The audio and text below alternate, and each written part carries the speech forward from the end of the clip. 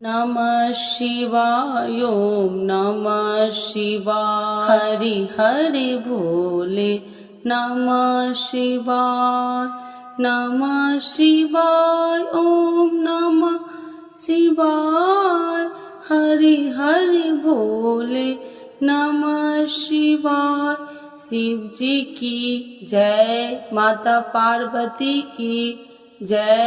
आइए भक्तों, आज सुनते हैं सोमवार व्रत की कथा एवं आरती। समय की बात है, किसी नगर में एक साहूकार रहता था। उसके घर में धन की कोई कमी नहीं थी, लेकिन उसकी कोई संतान नहीं थी। इस कारण वह बहुत दुखी था। पुत्र प्राप्ति के लिए वह प्रत्येक सोमवार को व्रत रखता और पूरी श्रद्धा के साथ शिव मंदिर जाकर भगवान शिव और माता पार्वती जी की पूजा करता था। उसकी भक्ति देखकर एक दिन माँ पार्वती प्रसन्न हो गई और भगवान शिव से उस साहूकार की मनोकामना पूर्ण करने का आग्रह किया। पार्वती जी की इच्छा सुनकर भगवान शिव ने कहा कि हे पार्वती, इस संसार में हर प्राणी को उसके कर्मों का फल मिलता है और जिसके भाग्य में जो हो उसे भोगना ही पड़ता है। लेकिन पार्वती जी ने साहूकार की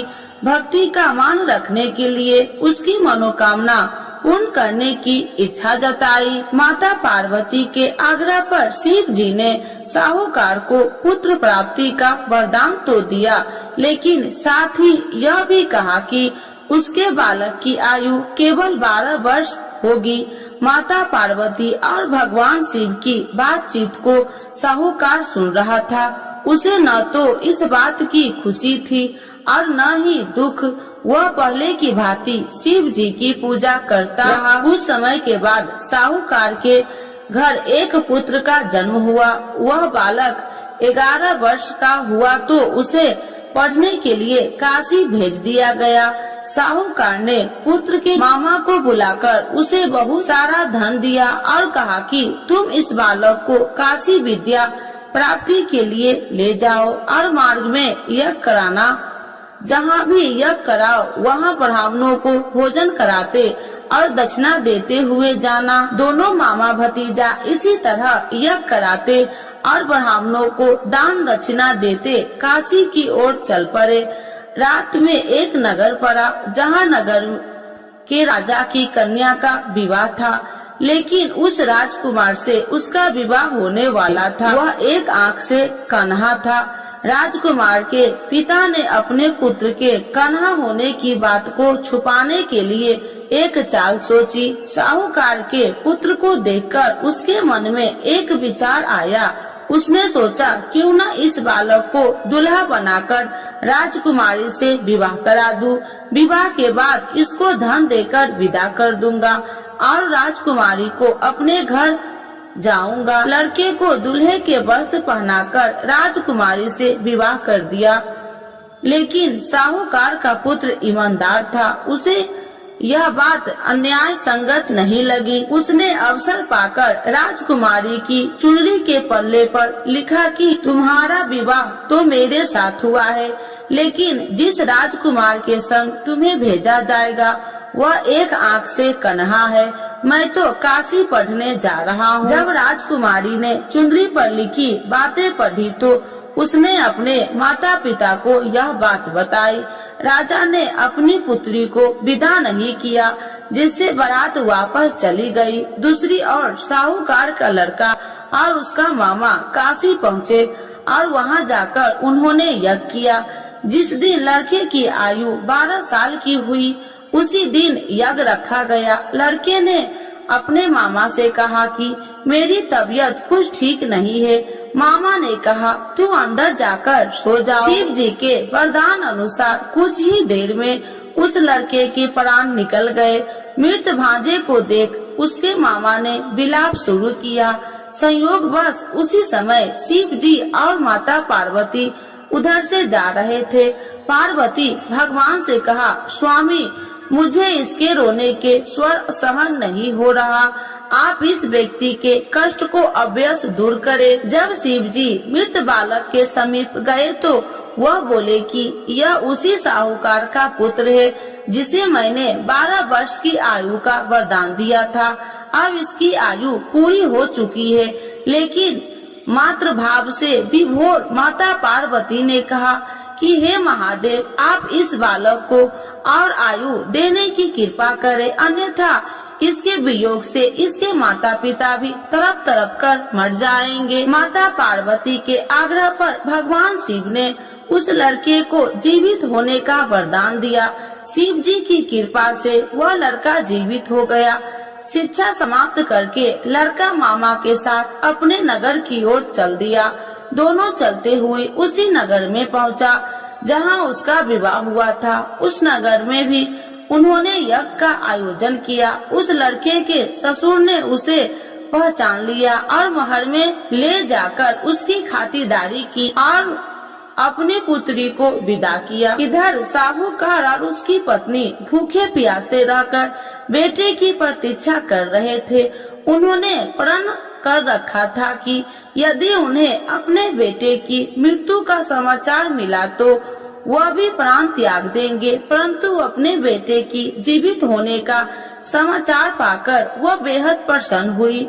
उसी रात भगवान शिव ने व्यापारी के स्वप्न में आकर कहा, हे श्रेष्ठ, मैंने तेरे सोमवार के व्रत करने और व्रत कथा सुनने से प्रसन्न होकर तेरे पुत्र की लंबी आयु प्रदान की है। इसी प्रकार जो कोई सोमवार व्रत करता है या कथा सुनता है और पढ़ता है, उसके सभी दुख दूर होते हैं और समस्त मनोकामनाएं पूर्ण होते हैं। तो एक बार बोलिए प्रेम से शिव जी की जय, माता पार्वती की जय।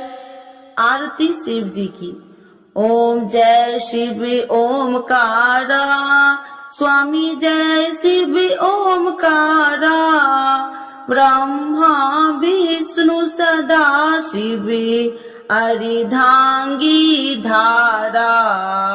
ओम जय शिव ओमकारा, एकानन चतुरानन पंचानन राजे, स्वामी पंचानन राजे, हंसासन गरुड़ासन विश्वाहन साजे।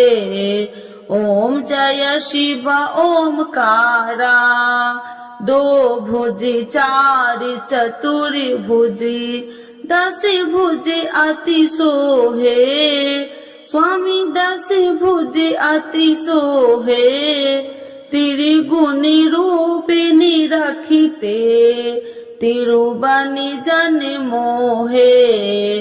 ओम जय शिव ओमकारा, अच्छी माला बनि माला, मुंडी माला धारी, स्वामी मुंडी माला धारी, तिरुपुरारी कंसारी, करी माला धारी। ओम जय शिव ओमकारा, श्वेतांबर पीतांबर बाघांबर अंगे, स्वामी बाघांबर अंगे, सनिकादिक गरुणादिक भूतादिक संगे। ओम जय शिव ओमकारा, करके मध्य कमंडल चक्र त्रिशूलधारी, स्वामी चक्र त्रिशूलधारी, सुखकारी दुखिहारी, जग पालनकारी।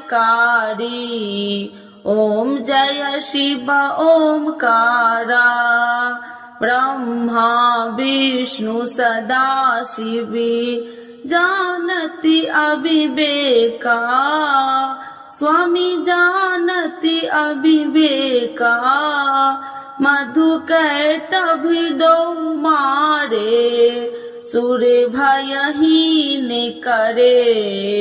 ओम जय शिव ओमकारा लक्ष्मी व सावित्री पार्वती संगा स्वामी पार्वती संगा पार्वती अर्धंगी शिव लहरी गंगा। ओम जय शिव ओमकारा पर्वती सोहे पार्वती शंकर कैलासा स्वामी शंकर कैलासा। भांग धतूर का भोजन भस्मी में बसा। ओम जय शिव ओमकारा जटा में गंगा बहती है गले मुंडन माला स्वामी गले मुंडन माला। शेष नाग लिपटावती ओढ़ते मृग छाला। ओम जय शिव ओमकारा काशी में विराजे विश्वनाथ नंदी ब्रह्मचारी स्वामी नंदी ब्रह्मचारी। नित्य उठी दर्शन पावती महिमा अति भारी।